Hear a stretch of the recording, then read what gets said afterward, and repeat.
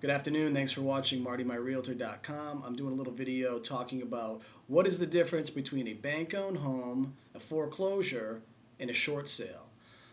Real quick, a foreclosure is not a property. It is not a bank-owned home nor a short sale. It is actually the legal process from taking a property from a short sale to becoming a bank-owned property. It's just like a car getting repossessed and becoming a bank-owned car. It's the legal process. That being said, make sure when you are out there shopping for real estate in this distressed market that we're in, the majority of homes out there are either bank-owned or foreclosure. Those are the most affordable homes out there and therefore the most attractive. So make sure you're working with a real estate professional who knows the very basics about foreclosure law. In the state of Maine, it's a judicial foreclosure state.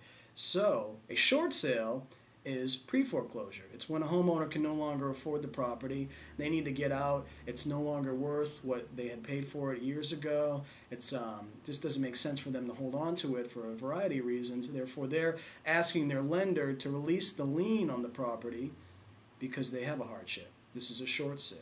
So it is a process that if you are a buyer, you bid on a short sale, could take 90 days before you know whether or not that offer is valid.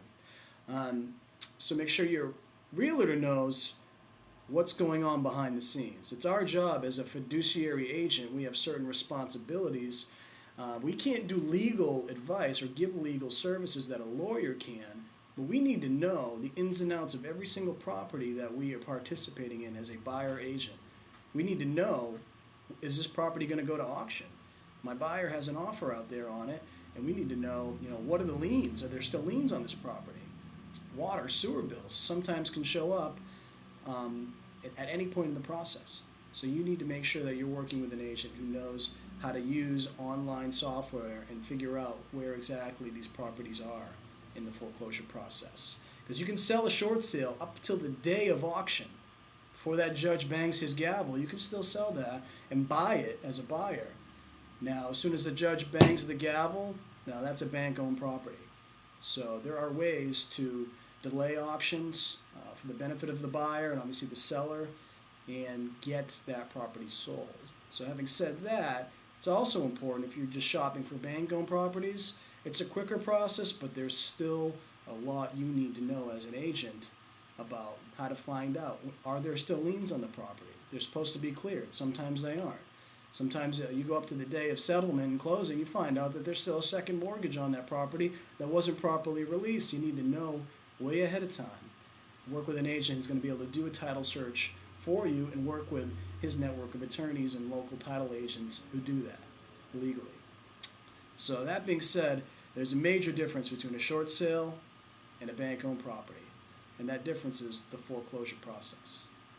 So work with an agent who, we can't give you legal advice again, but we can point you in the right direction, and we can know the process, and we can advise you on what to pursue and what not to pursue because of certain foreclosure laws in the state.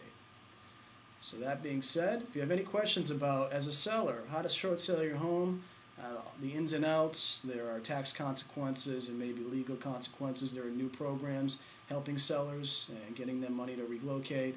And as a buyer, there's a lot of affordable property out there, but you need to know you're not getting into something that is just over your head. Because there's a lot of the bank-owned properties are as is. And if you get into a situation that could be over your head, you need to know that ahead of time.